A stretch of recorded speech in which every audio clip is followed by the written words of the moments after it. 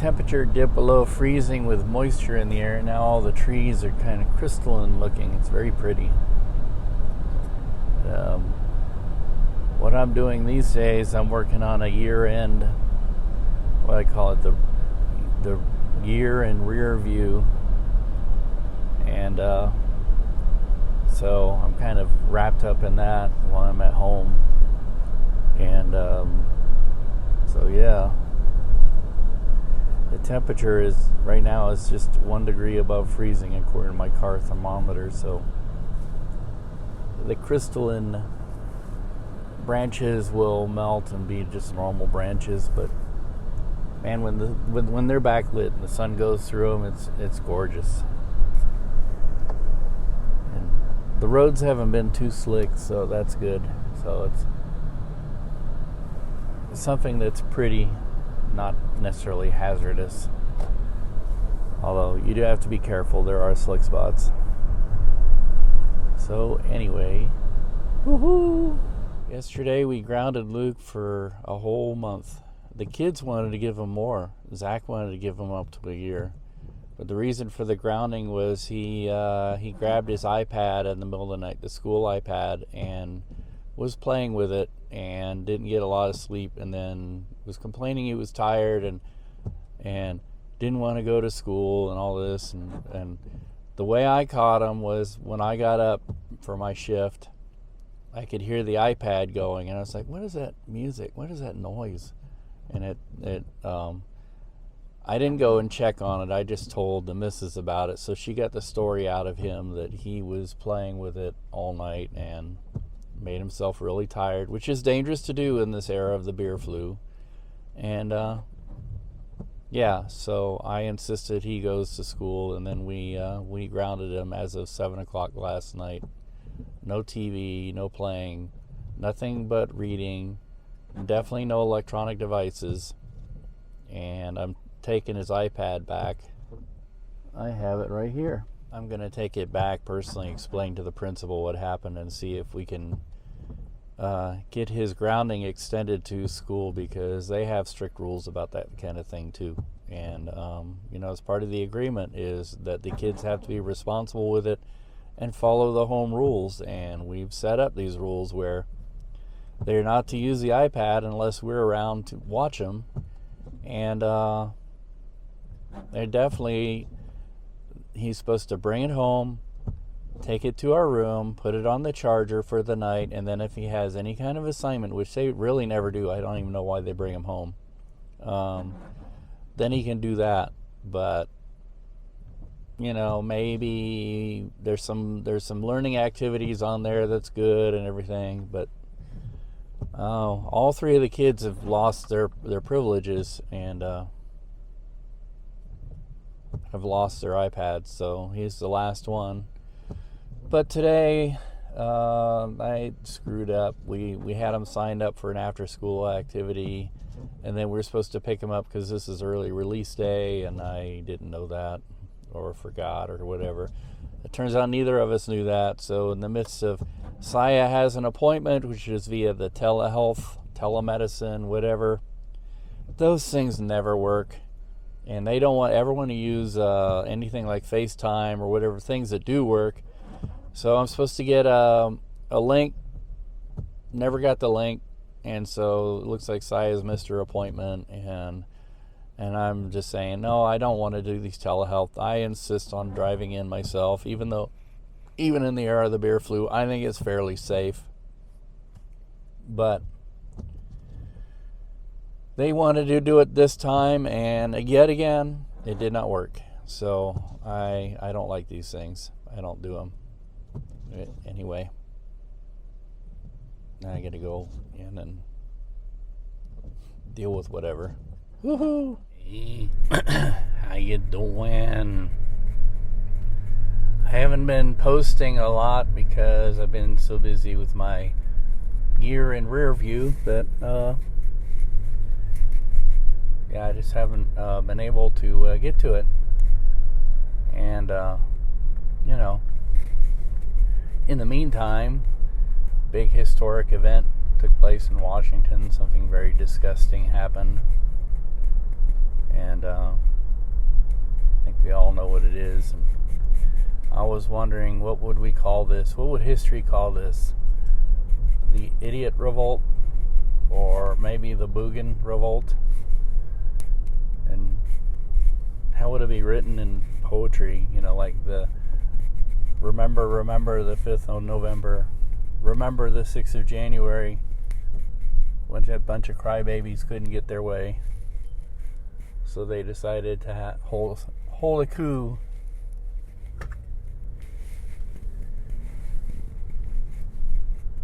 I don't know.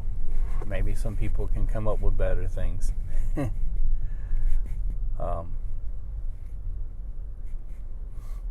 Yeah.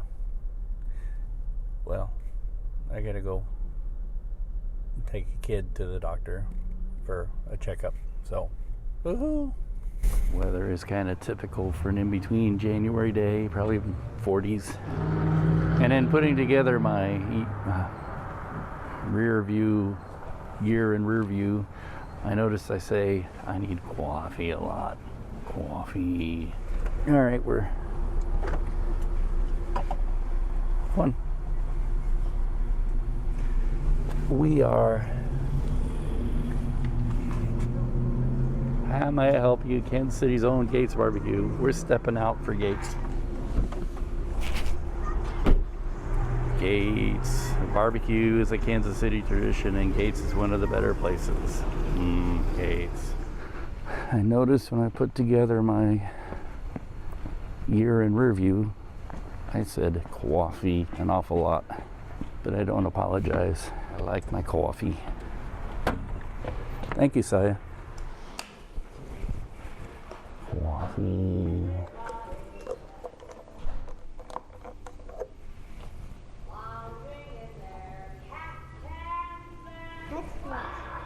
That's a steamer, Saya. And Saya's got her coloring book. Thank you. And was even provided with crayons by the artist who's in here working to hang up new artwork. My work is pop art, loud, bright colors, using kind of abstract background with images superimposed. Some of them from recognizable sources, and other times from fashion. The title is Homegrown Pop. I'm a Kansas City born and raised artist, and so I like to kind of create artworks that are reminiscent of my youth, that has that nostalgic feeling that people can relate to. People can always follow me on Instagram at CVFrye, F-R-Y-E, and check out some of my more recent work. But the kind of the general, pop art feel continues regardless of the size, smaller works or larger. I'm always open to commissions if people have an idea or something that they would like to see that speaks to them. I'm always willing to work with people to create a personal piece. It's obviously later in the day, and the coffee habit of mine is not about coffee. It's about socialization. It's how I relieve or meet my need for human contact. And so I used to go to bars all the time, which is weird because I don't drink. And so yeah, about the time I got serious about this one girl, not really serious, but serious enough, I quit going to a bar that I used to hang out in, and started hanging out in coffee houses, and realized, bars I would go in and drink a Coke, and people look at me weird for not drinking, because when you go to a bar and everybody does it for the same reason. They go in to have human contact and socialization, things like that. They go into a bar, they feel obligated to buy something, and when they feel obligated to buy something, they develop a really nasty habit. Spend all their money drinking in a bar. So coffee houses are like my bar for me, and I can only really drink 1 cup of coffee a day, really. Oftentimes I get something pretty strong, but I'm not that caffeinated, really. And when I go into these places, like Emily's Coffee House, we always have a nice conversation. Or I go to Jim's Coffee House. We like to talk politics. But anyway, so that's what that's about. So it's not necessarily about coffee, although sometimes it is. Sometimes I go in, I'm pretty tired and need to pick me up, but not usually. I'm here to live stream, and because I can't tell time, I'm here a bit early. It's 11:30 Mass, not 11 o'clock Mass. So I'm here waiting for people to get out of church so I can get in, get a parking spot, get in and load up. Maybe I'll learn how to tell time. So I can see it's officially the end of the Christmas season because all the poinsettias that were in the church are being given away. They're coming out of the church now. So that means today we bring our Christmas lights down. There's a guy there with poinsettias. So we guessed that right. Wow. The live stream was kind of a disaster today.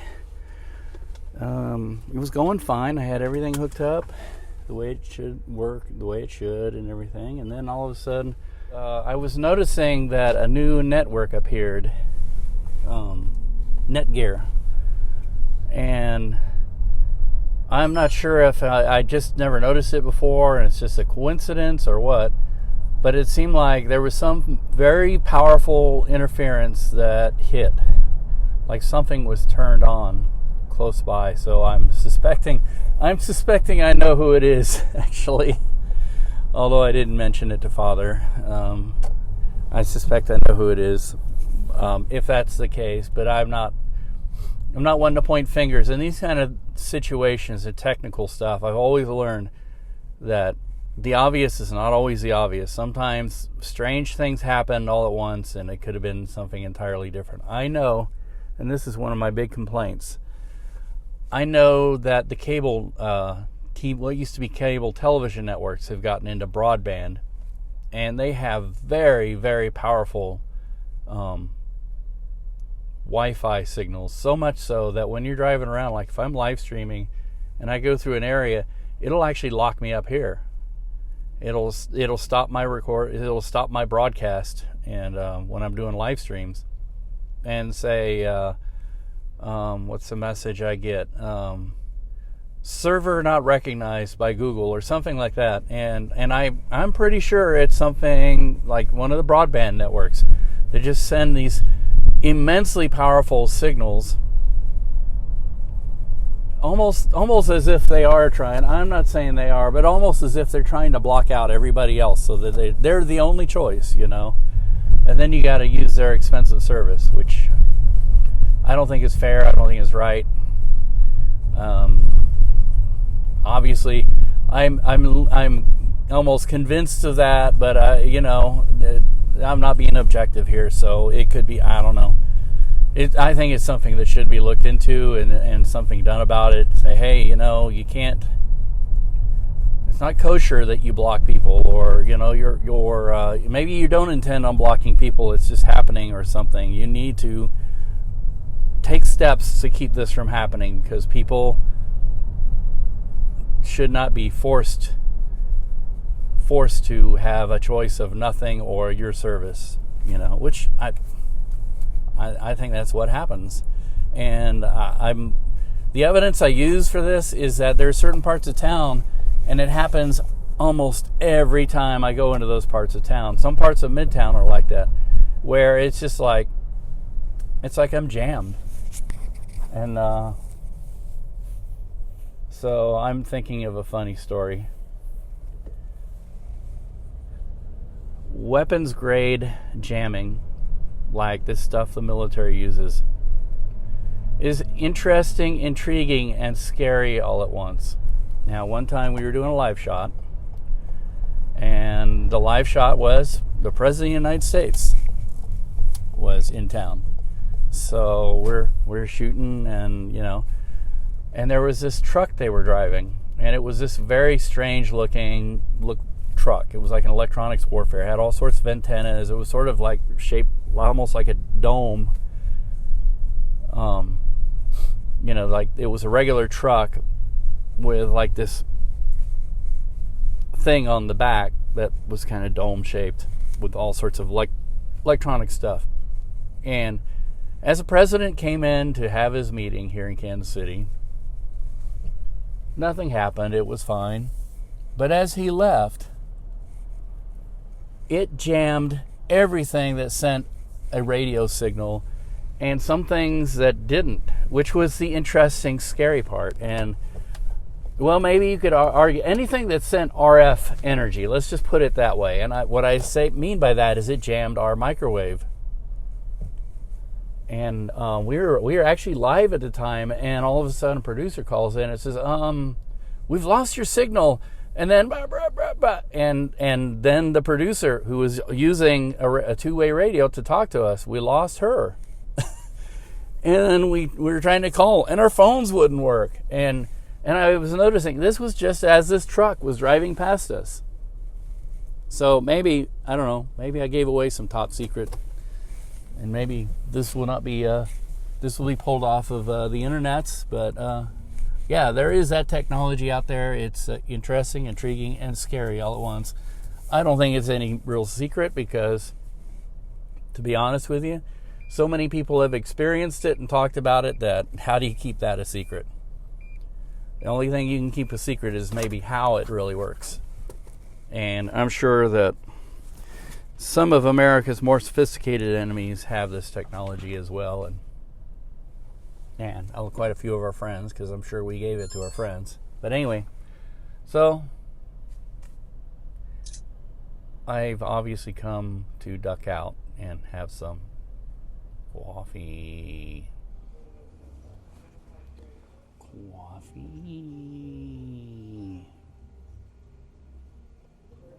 so good.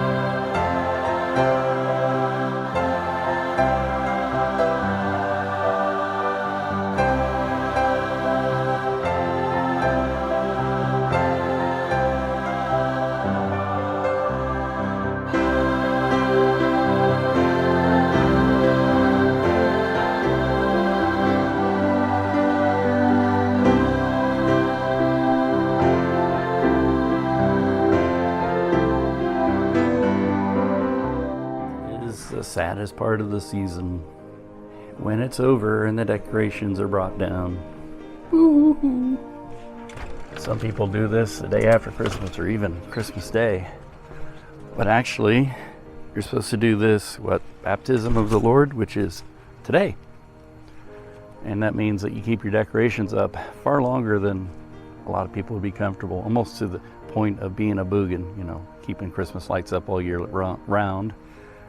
But we have a new decoration we're putting up for the next season, which is coming up here really quick. Martin Luther King Day. And we kind of decided we're gonna maybe do window displays centered around this little sign, and we thought we'd put a light up, to show that, to light the way of the world, and then the love sign off our mantle, which also will probably stick around for the next upcoming holiday, one in which the stores are already eagerly, even day after Christmas, even before Christmas was over, already eagerly putting up in their stores, which is Valentine's Day. Ugh. So anyway, this may not be finished. We might come up with some other creative, meaningful ideas or whatever if it's working. But I did like the window display idea. I think little creativity can go a long ways.